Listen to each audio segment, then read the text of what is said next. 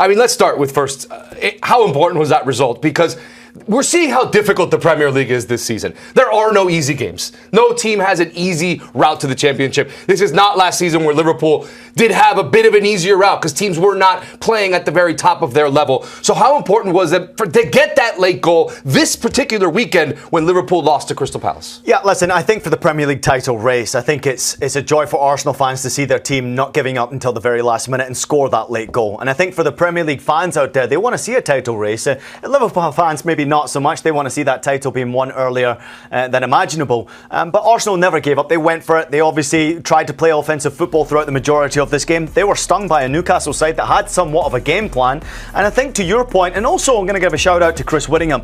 He mentioned that exactly in our group chat on Scoreline. There are no easy games, and teams are coming up against the top teams in the Premier League, your Liverpools, your Arsenals, your Man Cities, and they're basically making it almost impossible for you to fulfill your own game plan. So Arsenal needed to try and find a way from some other way. But what is that other way? That other way, more often than not, is corner kicks. Listen to this statistic. They have 15 goals more than any other Premier League side since the beginning of 2023 from corner kicks alone. Wow. 15 more than any other team. If it's not working through your offensive players, whether it be obviously your new goal scorer or striker, Gyökeres, you got to find a way. And that's what they did do. On a corner kick once again from a player who hasn't had a good game. I thought Gabriel was pretty poor in the game. But I will give them credit though. Another corner kick, difficult for Pope to come out and claim that one. I thought he was too weak.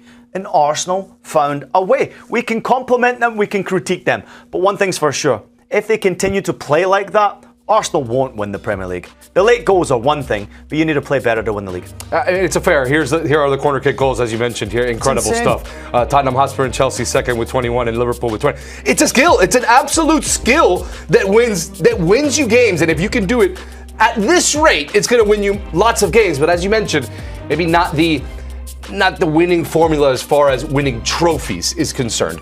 A big moment in this game, and we talked about it in the highlight, was the penalty shout late on. There was two, the earlier one, and then the Saliba handball in the box.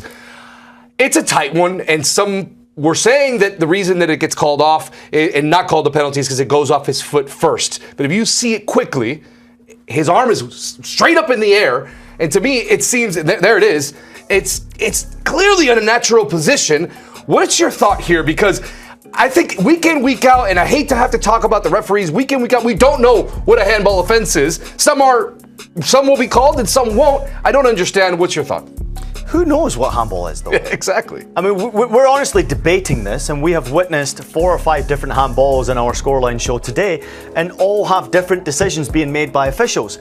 Video review, first and foremost, intervened far too many times in that game between Newcastle and Arsenal. It just was stop, start, and I know there was unfortunate incidents in the game. We had the penalty kick decision in the first half as well. Obviously, Nick Pope making contact on the ball. So for me, I can see it being a foul, but also I can see why it wasn't a penalty kick. So I'm okay with that not being a penalty kick and awarded to Arsenal. Even though I know Saka post-game had pointed out that that's not clear and obvious. They clearly took too much time. That should have been a penalty kick. So I feel sorry for Arsenal fans. They maybe feel like they should have got a penalty kick there. But this one there, as a defender, if I'm going down with my arm raised above my head in any single way and the ball hits my foot or it doesn't hit my foot and it hits my hand that's right above me as I go to ground, I don't have any defence for that. I really don't. So I actually thought that penalty kick would have been awarded. I think that Arsenal will be considering themselves incredibly lucky. Now, I know there's contact on the ball. Now, if you remember, you go down to ground, you make contact on the ball, and you actually play it against the attacker, then it's a deflection onto the arm. And I think that's why they took it away. Because I think what you're recognising is he goes to ground, kicks the ball off him, then the cross comes into the box. So it's sort of like a deflection cross. It's not an actual cross. That's what they're actually taking away the handball for. But how confusing is this? Why are we even having this discussion? Like handballs, it's insane. It's mental.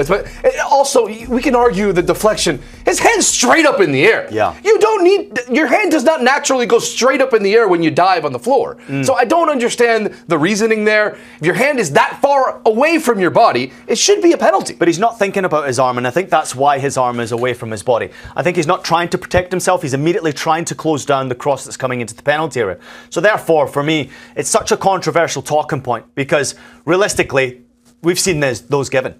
We have. And I think many fans out there will be saying, Arsenal getting away with a decision like that seems unfair. But we've also seen the same for Liverpool this season. We've seen the same for Chelsea against Chelsea. There's a lot of negative from video review and officials coming this season. Honestly, I am absolutely fed up with video review. I'm fed up with the handball. I can't even begin to imagine what the manual says for handball for these officials. I don't even think that the officials go and understand what a handball is anymore. I think they're playing on the side of precaution more than anything. And in this decision, it looked like they went the opposite, and they actually took a decision that wasn't going to rock the boat enough, and eventually Arsenal went on to win it. Well, despite the controversies for Arsenal, obviously a massive result, and the way that it happened I thought was extremely interesting, because yet again we see late goals through substitutes get them the result late on in games, get Arteta the late result. So we saw it with the assist on Eze that come in. Martinelli has had a few of them now against Athletic Club in the Champions League, and of course against Manchester City. And then we get today, Merino comes in, he gets a goal. Odegaard gets the assist late on as well. We're seeing the money that Arteta and Arsenal have spent showing their depth, and some of the pieces that we've seen last season had to be starters are now coming off the bench and having a massive impact. How big is it for Arteta that he can afford getting the starting 11 wrong and still have the depth to be able to make an impact late on? I think most teams now who are competing for championships and across multiple competitions, including European football, you have to have quality on the bench. You have to have class on the bench, and you spend a lot of money for the bench players to come off and have an impact. And of course, you're trying to rotate your team as much as possible so that when you start a game, you can take one player out, put another in, you're not going to miss much of a beat. But unfortunately, the games are becoming much more difficult to be able to win. So Arteta, he's very lucky. Let's put it into perspective. He's got weapons on his bench, and he managed to use those weapons. And he has done recently with Martinelli, obviously in European competition, and also in the Premier League, coming off the bench and scoring important goals to really create maybe a bit of a saviour for Arteta early on. And that's why they're in the position they're in. But I thought the impact from Merino and Odegaard was outstanding today. And Arsenal showed this never say die attitude. You can call it lucky. I call it obviously a mentality of never giving up. We've seen it many times from Liverpool this season. That mentality is so incredible. But there is a concern here. We didn't see the best from Gyökeres. Obviously, he's a player who needs to be starting to score the goals on a more consistent basis in big games. It can't just happen against your Nottingham Forests of these worlds. You've got to be scoring against your Newcastles, your Spurs, your Liverpools, your Cities. You've got to be scoring in those big games to be taken seriously. I still want to see a little bit more from Saka, obviously going through injury. But I think Gyökeres in particular is where the focal point is. That guy needs to really find confidence. And he's finding it hard, I think, in the Premier League already. It's not been easy for him. That's my question. Do you think that he still needs more time to adjust to the Premier League? Is it the style of play? Is it the system that Arsenal wants to play? And this was the first time that we saw Eze, Gyökeres, and Saka as the front three for this team. The first time we've seen it so far this season. So you would think he would have the service, he would have the run-ins from his wingers to be able to get free. It doesn't really feel that way. It doesn't feel like he's getting into those spaces. Why is it that he's struggling so far? Yeah, but I think that also takes time, right? You can't expect chemistry to appear immediately, right? You mentioned for the first time this season, you've seen those three offensive players on the pitch at the same time from the beginning. I think Gyökeres is just trying to figure things out in the Premier League already early on. He's already got a few goals, so let's not make out that he's not scored a single goal this season. He's got a few to his name. But the shots, and of course, you're looking at what's happened all season for him. In this game in particular against Newcastle, he had a couple of shots off target. He had 3 block shots, and he had 1 single shot on target. And also, let's put it into perspective. He rounded the goalkeeper, Nick Pope, and he maybe have had an opportunity to have scored in a situation like that. Those 1v1 situations, we shouldn't be talking about that being a penalty kick.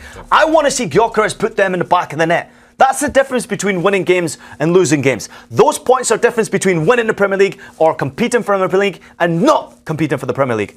And if you were trying to compare the two clubs who are sitting at the top right now, Liverpool and Arsenal, you'd have to say that Liverpool fans are much happier with what they're getting, even though their team hasn't hit anywhere near their potential. These late goals that have come from their offensive players without being at their best, they've got 5, 6, 7, 8 weapons, Liverpool. Yeah. And Arsenal right now have got 5, 6, 7, 8 weapons, but they're not producing as much and not consistently as much as what Liverpool are getting from their bench and from their star players. Both teams will figure it out, and we got a bit of a title race on our hands, but it's getting much more difficult to win games in the Premier League. I'll say this with Arsenal. They have dealt with a ton of injury. I'm not really giving them an excuse, but I still think they need a little bit more time to get all their players on the pitch together and being able to find some success. I'm going to tell you one last thing. Had Arsenal lost that game or Newcastle got something from that game, we'd be sitting here discussing Arteta out. That's how important that 3 points was. The pressure's on. Now they're a title candidate again. Let's go!